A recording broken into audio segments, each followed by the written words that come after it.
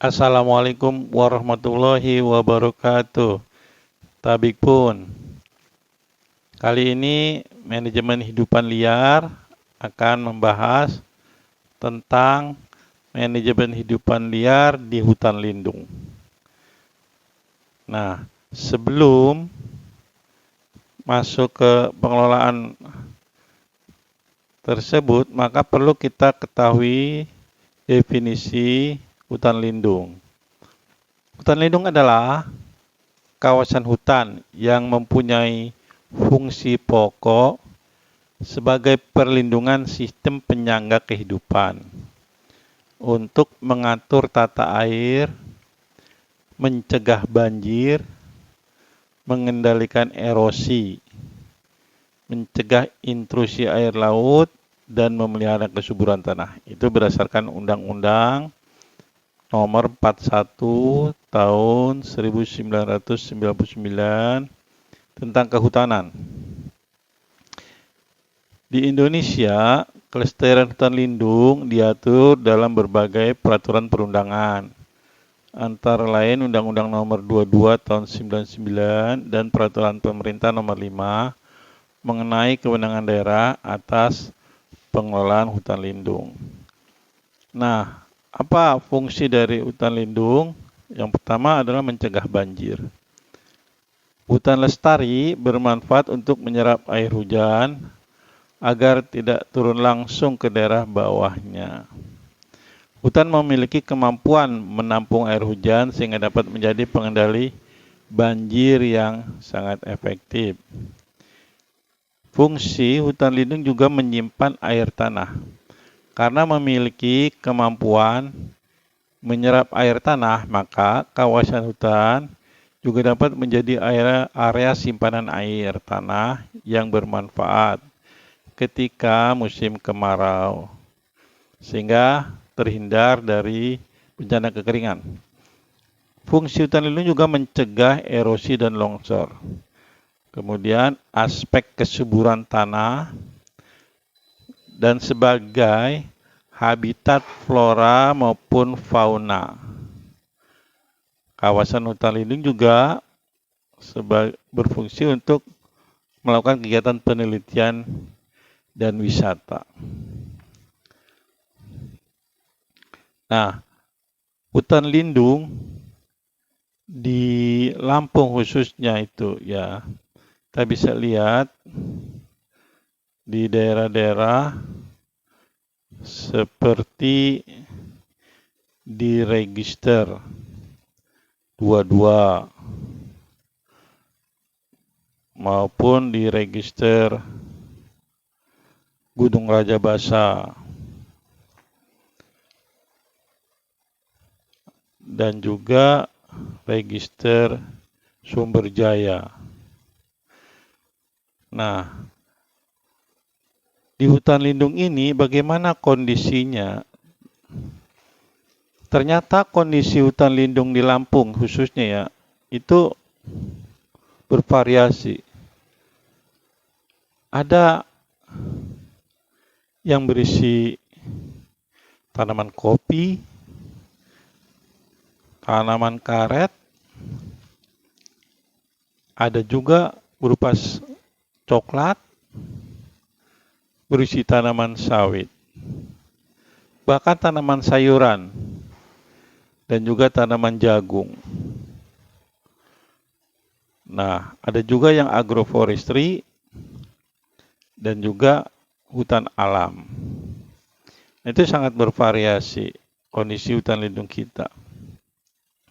Tentu yang paling ideal adalah hutan lindung yang bervegetasi hutan alam. Tapi pada kenyataannya sebagian besar hutan lindung kita mengalami perubahan dari hutan alam menjadi tanaman lainnya. Nah, satwa liar di hutan lindung itu biasanya berada di blok inti. Nah, ada juga yang di blok pemanfaatan. maupun di blok khusus. Biasanya satwa yang berada di hutan lindung itu hutannya masih bagus dan alami. Kemudian dia sering juga berada di pinggir sungai karena sebagai sumber air minum ya. Tahu juga di kubangan-kubangan tertentu yang jauh dari aktivitas manusia. Nah, ini kalau seandainya satwa liar yang masuk ke dalam perkebunan tapi masih dalam kawasan hutan lindung, biasanya mereka juga mencari makan dan itu bisa terjadi konflik. Nah, jenis-jenis satwa yang berada di hutan lindung itu bervariasi mulai dari primata, ada siamang, monyet ekor panjang, beruk, kukang. Nah, mereka bersembunyi di dalam hutan, kadang-kadang mencari makan, cari pisang, ataupun mencari coklat, ataupun kelapa yang berdekatan dengan hutan alam, tempat mereka sembunyi. Ada juga yang karnivora. Harimau pun bahkan ada di hutan lindung. Namun sekarang kondisinya jelas sangat terjepit dan bisa mengalami kepunahan lokal. Karena akan selalu diburu oleh oknum-oknum masyarakat maupun oknum lainnya. Nah, herbivora biasanya yang banyak di hutan lindung. Ya, di samping ada reptil, amfibi, dan juga burung. Nah, burung rangkong, burung besar, dia tentu membutuhkan pohon yang sangat tinggi untuk bersarang. Dan ini tentu berada pada puncak-puncak bukit hutan lindung yang masih tersisa pepohonan besar. Nah, bagaimana mengelola satwa liar di hutan lindung? Tentu perlu adanya perlindungan habitat dan koridor. Jadi, yang masih tersisa hutan alam itu harus dilindungi, dipetakan, didelineasi, agar tidak lagi terjadi penebangan di hutan alam. Nah, koridor tempat mereka melakukan pergerakan itu juga perlu direhabilitasi dan dijaga. Selain itu, satwa liar yang berada di hutan lindung itu perlu dimonitoring agar bisa kita ketahui keberadaannya.